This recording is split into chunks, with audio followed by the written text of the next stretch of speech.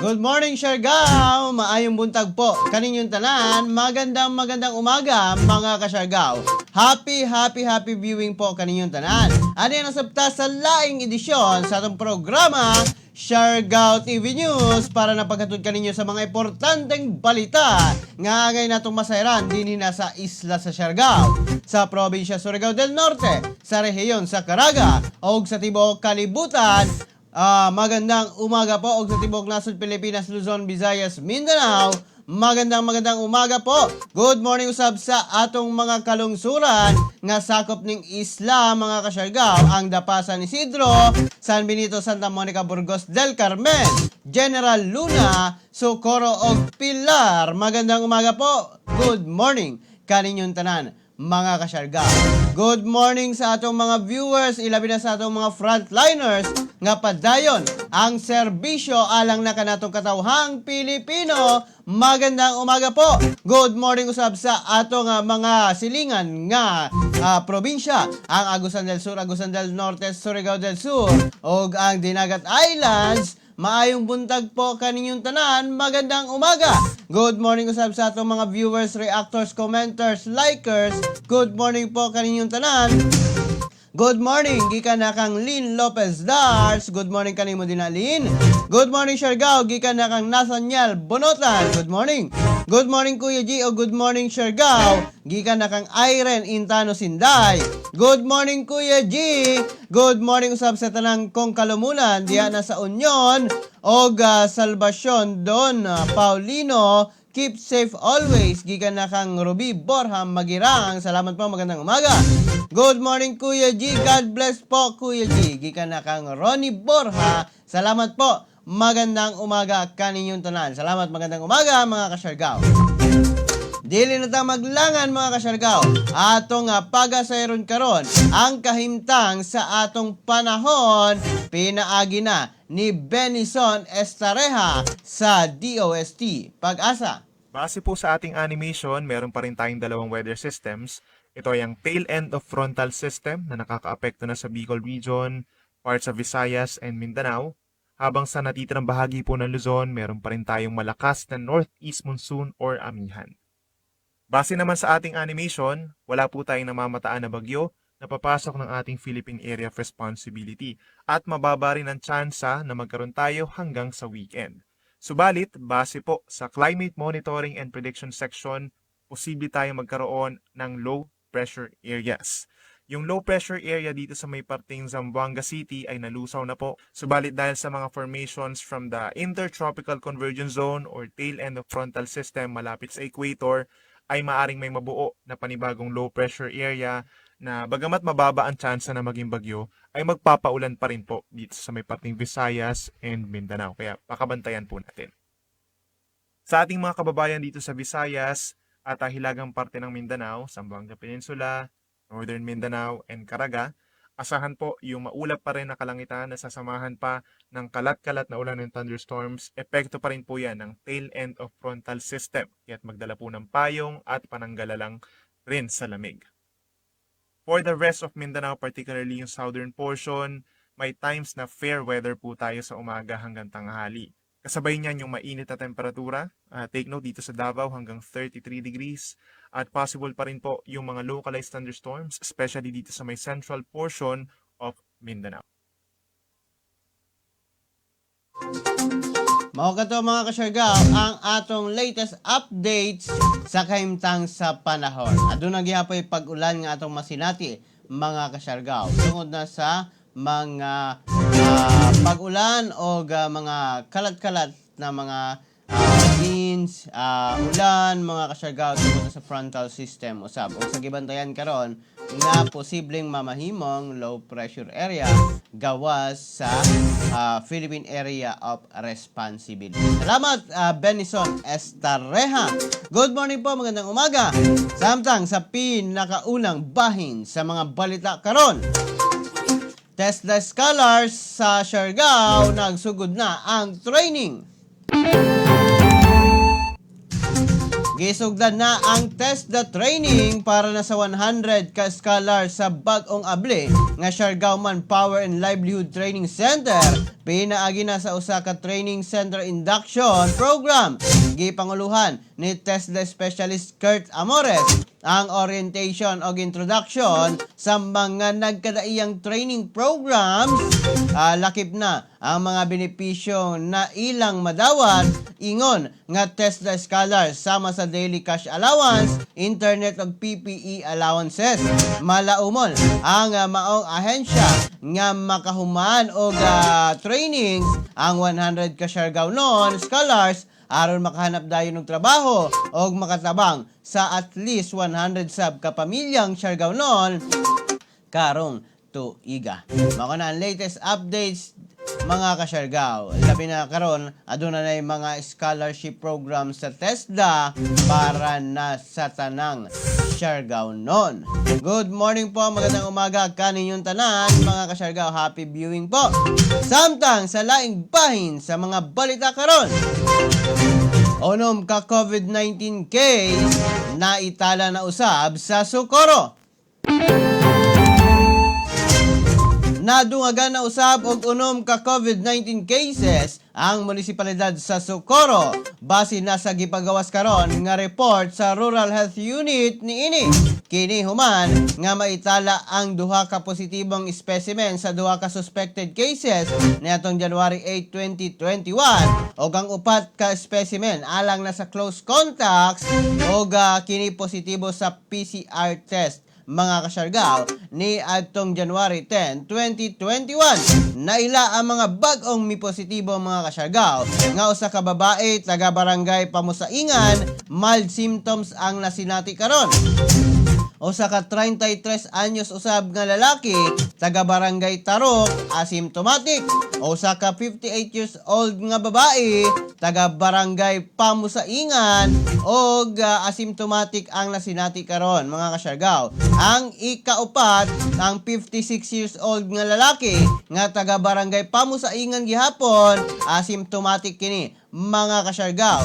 Samtang ang ikalima usa ka 18 anyos o 18 years old nga babae taga barangay Pamusaingan gihapon mga ka-Siargao, asymptomatic ang nasinati karon. Usa ka 16 years old usabo ang ikaunom, 16 years old nga lalaki taga barangay Pamusaingan gihapon mga ka-Siargao og ang kondisyon ini asymptomatic. Sa kinatibuk-an mga ka-Siargao, aduna na karon 8 ka aktibong kaso sa COVID-19 ang Socorro. Ingat po kita mga taga Socorro. Muraga nidaghan usab ang inyong positibo karon. Mao na latest updates karon mga ka-Siargao dito na sa munisipalidad sa Socorro. Ingat gyud kitang tanan mga ka-Siargao. Good morning Kuya G at lahat Siargao no. Gikan na kang Los Peblases. Salamat po, magandang umaga. Good morning Kuya G, pa shoutout di ko sa akong pamilya dira sa Sapaw, Rolete, Mapalad Farm. Doble amping lang jud o God bless always Kuya. Untag okay na ang tanan. Yes po.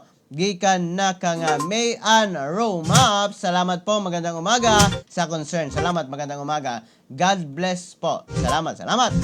Samtang sa laing bahin sa mga balita karon. Blessings og inaugurasyon sa Philippine Red Cross Molecular Laboratory. Gipahigayon kagahapong adlaw dito na sa kilometro 9, Barangay Bonifacio, Surigao City, Surigao del Norte ang blessings og inaugurasyon sa Philippine Red Cross Molecular Laboratory diri na sa Surigao del Norte. Nahimong presider sa maong blessings mao si Diocese of Surigao Bishop Antonieto Cabahog Didi uban ni Senador Richard Gordon ingon nga pinasidunggang dinapit sa maong aktibidad. Gitambungan kini mismo mga ka-Siargao ni DOH Caraga Regional Director Jose Lacuna Jr., Surigao City Mayor Estong Matugas, Vice Governor Gilgo Quianqui, Congressman Bingo Matugas, officers sa mining firms o mga representatives gikan na sa mga government agencies o uban pa. Dako ngang pasalamat karon sa probinsya Surigao del Norte ngadto na sa mining companies nga midunar sa maong molecular laboratories. Ingon nga suporta sa kausa nga masumpo o mapugngan ang pagkanat sa COVID-19 virus sa tibuok probinsya Surigao del Norte o sa tibuok rehiyon sa Caraga. Mapasalamaton usab ang probinsya sa Philippine Red Cross tungod kay ang Surigao del Norte ang napili niini nga mamahimong sentro o tukuran sa maong molecular lab nga pwedeng makatest og 2,000 swab per day nga mga swab samples. Ang pagbugna usab sa maong laboratory usa ka higayon nga nagpakita sa padayon nga commitment sa mga stakeholders aron batukan ang COVID-19 o sa pag-asister sa pagbalik sa ekonomiya sa atong probinsya. Sumala pa ni Jose Bayani Bailon, ang Vice President for Corporate Communications sa Nickel Asia Corporation, nga ang maong pasilidad resulta lamang sa performance, trust and leadership sa mga nagdumala. Lakip ang mga suporta sa private sectors sama sa THPAL uban sa Surigao State College of Technology. Mga na latest updates o mga panghitabo kagahapong adlaw dito na sa Surigao City, ilabi na sa pag-blessings o inaugurasyon sa molecular laboratory din na sa itong probinsya, Surigao del Norte. Mainom naman nato mga kasyargaw nga operation o nag-operasyon na usab ang maong molecular laboratory mga kasyargaw. Sugod pa ni atong December 30 mga kasyargaw. O nga gidani ang tanan nga magpa-test para na mahibaw-an kung kamo positibo ba o dili. Kay mas sayo na karon ang pagpa-test kay ana alamang kini dinhina sa atong probinsya Surigao del Norte. Dili na kita mga kasyargaw mularga pa sa laing probinsya para na makapag-test mga kasyargaw. Good morning, Siargao. Good morning, Sir G. Keep safe always. God bless. Gikan na kang Ma'am Esther Cagas. Good morning, Ma'am Esther. O sa mga taga-mainit, salamat po. Magandang umaga kaninyong tanan. Salamat, mga kasyargaw. Samtang sa laing bahin sa mga balita karon, age restrictions ipatuman sa Burgos, Siargao. Sa gipagawas karon nga Executive Order number 01 Series of 2021 ni Burgos Mayor Emmanuel Arcena, bawal na nga mogawas karon sa nagadaiyang panimalay ang 17 years old paubos o ang 60 years old pataas except mga kasyargaw kung adunay importanteng balidong rason nga mogawas kini. Bawal na usab karon mga kasyargaw sa munisipalidad sa Burgos ang mass gathering sama sa cockfighting, religious services, entertainment activities, disco, videoke, kasal, dako nga birthday celebrations, meetings o conferences. Ipatuman usab ang liquor ban, sports o uban pa. Samtang striktong ipatuman na usab ang public health standards sama sa wearing of face mask, face shields, physical distancing o ipadayon ang paghugas sa kamot o body hygienes mga kasyargaw. Atol na kini mga kasyargaw nga pagpagawa sa order o Executive Order number 1 Series of 2021 atol na sa 5 nga kalit nga positibo sa COVID-19 sa maong lungsod mga kasyargaw. Mga na latest updates dito na sa munisipalidad sa Burgos. Good morning Kuya G, pa-shoutout po Espino family. Thanks Kuya G, shoutout sa Espino family. O kanimo din na Shy Rams, good morning. Ilabi na sa mga taga Magallanes, Claver. Salamat po, magandang umaga. Good morning kaninyong tanan mga kasyargaw. Samtang sa laing bahin, tulo sa upat nga batang nalumos sa Kabadbaran River na recover na. na-recover na sa mga divers o mga rescuers sa Cabadbaran City, Agusan del Norte ang tulo sa upat ka mga batang nalumos sa Cabadbaran River. Ito ni aging adlaw sa may sitio Dalas, Purok 8, Barangay Mabini, Cabadbaran City. Kundiin ang mga nakarecover o ang na-recover polos mga managsuon. Sumala pa sa Barangay Kagawad nga si Riza Hamboy. Unang nakita niya itong January 12 si Rialyn Emberda, 9 anyos og kagahapong adlaw. Ang mga igsuon ini nga si Erlyn Emberda, 11 anyos og Reynald Emberda, 14 anyos. Samtang gipangita pa ang ilang igagaw nga si Aaron James Suhaya, 11 years old. Gibutyag ni Kagawad Hamboy nga andam silang muhatag og ayuda ngadto na sa pamilya sa mga biktima, ilabi na nga indigent ang hingtungdan nga pamilya ni ini. Una na nga gibutyag ni Police Major Renner Serrano, hepe sa Cabadbaran City Police Station, nga namasol matud pa ang mga biktima apan dihang walay ayo ang ilang pagpamasol. Miaksyon kini pagtabok sa pikas tampi apan diha pa lang sa tunga-tunga sa bahin sa suba mga kasyargaw. Gianod na sila sa kusog nga aga sa tubig baha. Posibleng wala na nila makaya ang pagtabok tungod na sa mga anod na mga kahoy nga uban sa tubig baha. Hinungdan sa hingpit nilang pagkaanod mga kasyargaw. Mga na latest updates dito na sa Cabadbaran karon. Good morning Kuya G, gikan na kang Auntie Pearl Ran. Salamat po, magandang umaga. Good morning kaninyong tanan.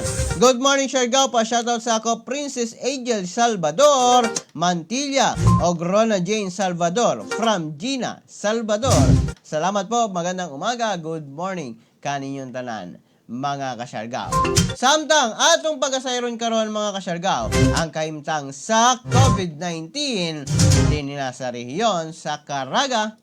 As of January 12, 2021, we have 38 new confirmed positive COVID-19 cases. Area of distribution, 2 cases from Nasipit, Agusan del Norte, 16 cases from Agusan del Sur, from municipalities of San Francisco, 9, Prosperidad, 7, 4 cases from Bayugan City, from Barangays Poblacion, 3, Taglatawan, 1, 2 cases from Surigao City, from Barangays Canlanipa, 1, San Juan, 1, 5 cases from Surigao del Sur, from municipalities of Lianga, 3, Marihatag, 1, Tagbina, 1, 6 cases from Tandag City, from Barangays Buenavista, 2, Magwa, 2, Dagokdok, 1, Tilahe, 1, 3 cases from Butuan City, with 1 case each from Barangays Bayanihan, Lumbukan, Maguinda. For classification of cases, we have recorded 35 local transmission cases, 1 case with no travel history to an area with local transmission, and 2 cases with travel history to an area with local transmission.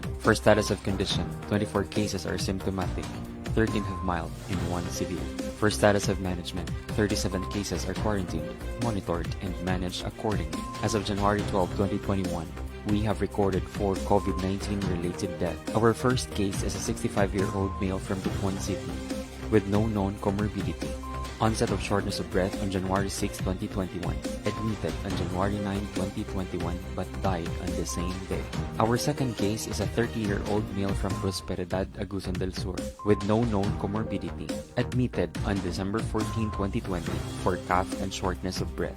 However, due to complications, the patient died on January 10, 2021. The third case is a 75-year-old female from Lianga, Surigao del Sur, hypertensive, onset of cough, shortness of breath, and general body weakness on December 29, 2020. Managed in a health facility but died on January 10, 2021. Our fourth case is a 67-year-old male from Carrascal, Surigao del Sur, hypertensive and diabetic. Onset of shortness of breath and general body weakness on December 27, 2020. Admitted on January 3, 2021. However, due to complications, the patient died on January 11, 2021. As of January 12, 2021, for Caraga cumulative COVID-19 cases, we now have a total of 5,167 confirmed cases, 585 active cases, 4,350 recoveries, and 232 deaths. Mao ka to mga kasyargaw, ang latest updates nato sa kaimtang sa COVID-19 din nasa rehiyon sa Caraga. Ingat po kitang tanan. Mayong buntag Sir G, watching from Manila. Gikan na kang Randy Artiaga Santisa. Salamat kanimo Randy. Good morning. Maradyo na buntag Kuya G, maradyo na buntag Siargao. Ingat kitang tanan. God bless Kuya G. Salamat po. Gikan na kan Tata Manazones. Salamat kanimo din na tata. Good morning kanimo din na. Magandang umaga. Samtang sa laing bahin sa mga balita karon sa live testing sa Philippine Red Cross giinagurahan na. Gipanguluhan mismo ni Philippine Red Cross Chairman o CEO Senador Richard Gordon ang saliva pilot testing sa PLMC National Headquarters nga mag-test og 1,000 ka tawo uban sa mga health workers gikan na sa 15 ka ospital. Sumala pa nga dili na iswab ang ilong og tutunlan sa usa ka tawo kundili laway na lamang ang pagagamiton mga kasyargaw nga sumala pa mas paspas og mas komportable nga makapag-test sa COVID-19. Sumala pa nga 3 hangtod 4 ka oras na lamang makuha na nimo ang resulta mga kasyargaw. Sumala pa nga tungod sa mas dali nga proseso, mas daghan nga mga Pilipino ang makatest niini mga kasyargaw. Netong niaging January 12, mga kasyargaw, mao ang launching sa maong saliva testing mga kasyargaw. Laway na lamang ang kinahanglan para na sa pagtest kung naa ba kay COVID-19 o wala. Unta na, moabot na testing din na sa atong probinsya Surigao del Norte para na mga kasyargaw ang atong ekonomiya mas mobalik na sa normal mga kasyargaw o muboost pa pag-usab mga kasyargaw. Maka na latest updates dito na sa kauluhan ilabi na sa gipahigayong testing karon sa Philippine Red Cross. Good morning po, magandang umaga kaninyong tanan mga kasyargaw. Atong pagkasayron karon ang atong horoscope mga kasyargaw karong buntaga. Kinigiya lamang para sa pagkabot nato sa atong success. Sa Aries, ang focus nimo naa sa group activity karon. Lucky numbers 22, 45, 32, 42. Lucky color vanilla brown. Samtang sa Taurus, valuable ang insights nga ma-realize sa oration meditation. Lucky numbers nimo karon 55, 27, 38, 32. Lucky color gray purple. Samtang sa Gemini, happy sa behind the scene development. Daghan ang ma-achieve sa project karon. Lucky numbers 20, 23, 36, 55. Lucky color mango orange. Samtang sa Cancer, kinahanglan ang family meeting aron ma-solve ang family issues. Lucky numbers 34, 12, 54, 49. Lucky color violet. Mao kana ang upat asa nato nga horoscope karong buntaga mga kasyargaw. Napay laing upat sa mga mosunod nga programa o mas mosunod na minuto dinhi na sa atong programa Siargao TV News. Good morning, Sir Juven. Humawa, salamat, magandang umaga. Good morning. Ilabi na sa imong pagtutok karon. Magandang umaga. Happy viewing po. Samtang sa laing bahin sa mga balita karon, mga kasyargaw, bag-ong variant sa COVID-19 sa Pilipinas. Gikumpirma karon sa Department of Health o Philippine Genome Center kagahapong adlaw nga na-detect na sa Pilipinas ang COVID-19 UK variant B117 SARS-CoV-2. Sumala pa nga gikan ang maong bagong variant sa resulta sa sample sa usa ka Pilipino nga miabot sa atong nasod nitong January 7, 2021 gikan na sa United Arab Emirates o kini positibo sa maong bagong variant. Ang maong individual usa ka lalaki nga residente sa Quezon City og naka-quarantine na karon sa usa ka hotel. Uban sa maong lalaki, ang usa ka babae apan negatibo kini sa sa COVID-19 test. May pahigayon, dayon o contact tracing ang DOH nga na sa Quezon City LGU uban na mga kasyargaw sa Quezon City LGU aron masayran kung kinsa ang naka-close contact sa maong lalaki. Samtang nag-contact tracing na usab sa gisakyan ni ini nga eroplano o ang mga sakay ni ini mga kasyargaw ang Emirates Flight EK332 na flights mga kasyargaw. Mga na latest updates karon, ingat kita mga kasyargaw. Aduna nay bag-ong variant nga nakasulod din sa Pilipinas. Mao kato ang usa ka lalaki nga nga anaa karon sa Quezon City mga kasyargaw. Good morning po, magandang umaga. Happy viewing po kaninyong tanan mga kasyargaw.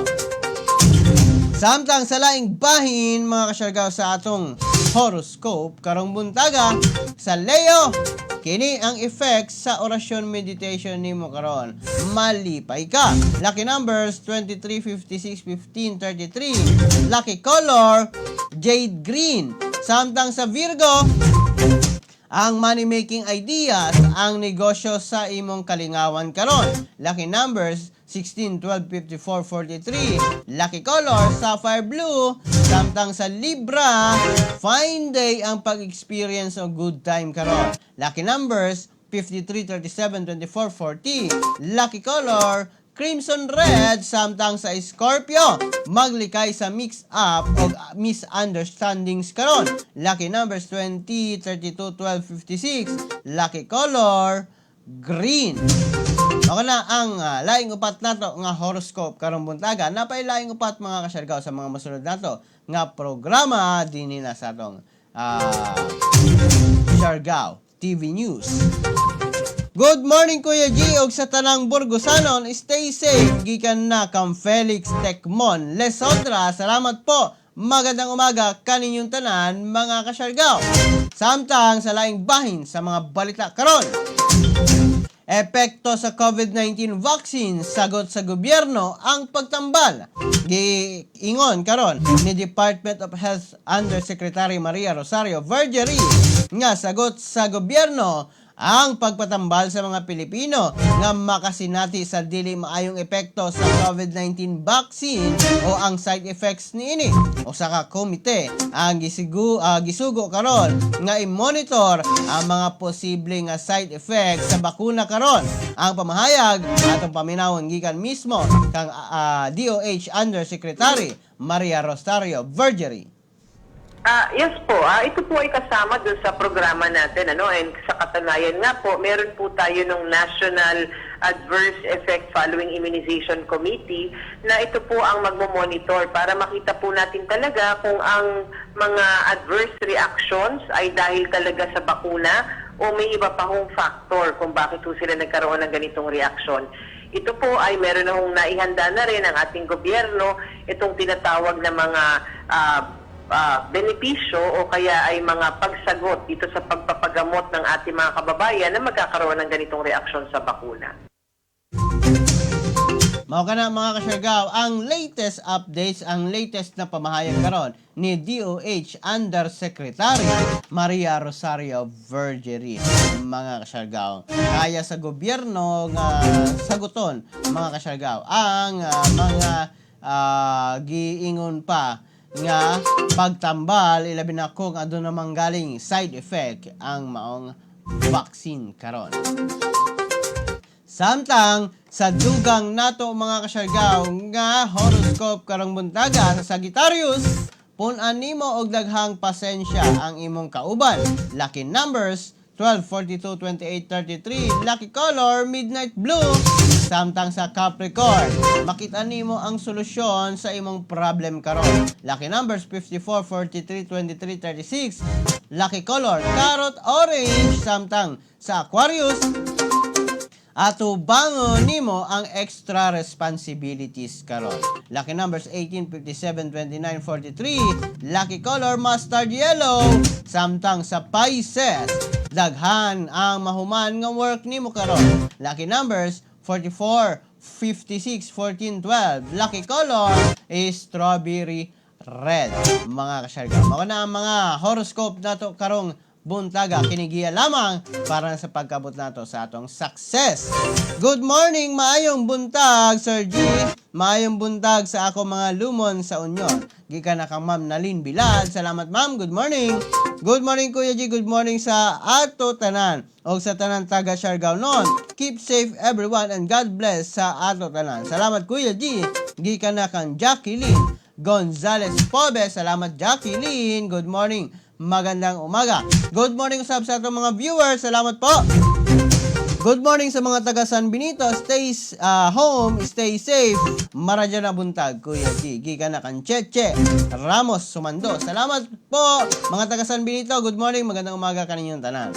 Good morning, Kuya G. Shoutout ko sa ako mga igsoon diyan na sa Siargao Dapa. Gikan na kang Richard Lipio. Salamat, Richard. Magandang umaga kanimo din, ha. Samtang mga kasyargao, ang atong latest update sa COVID-19 sa Tibok Nasod, Pilipinas. Sumala pa sa COVID-19 updates January 13, 2021, aduna na tayo kinatibok ang 492,700 ka total cases sa Tibok Nasod, Pilipinas, nadungagan og 1,453 sulod lamang sa 24 oras, mga kasyargao, ang mga bag-ong positibo. Maong 24,478 na ang active cases karon. 458,523 ang nakarecover, samtang 9,699 mga kasyargao ang mga nangamatay na. Mga na ang latest updates nato karon, mga kasyargao, sa COVID-19 sa Tibuok Nasod, Pilipinas. Good morning po, magandang umaga sa atong mga viewers. Salamat po sa pagtutok din hina sa atong programa. Salamat, magandang umaga po kaninyong tanan. Salamat sa pagsuporta. Thank you po. Dini na lamang ko kutob, mga kasyargao, hangtod sa sunod dato nga panag-uban dini na sa atong programa Siargao TV News para napaghatod kaninyo sa mga importanteng balita nga angay natong masayran dini na sa isla sa Siargao, sa probinsya Surigao del Norte, sa rehiyon sa Caraga ug sa Tibok Nasod, Pilipinas, Luzon, Visayas, Mindanao ug sa Tibok Kalibutan. Magandang umaga po. Kini ang inyong nag-alagad sa live stream karon, Kuya G. Muingon kaninyong tanan, mga kasyargao, pagpakabana, pagbantay, makisayod, aron dili kita mahisukamod. Ingat Siargao, ingat Pilipinas. Good morning po kaninyong tanan. Happy Thursday po.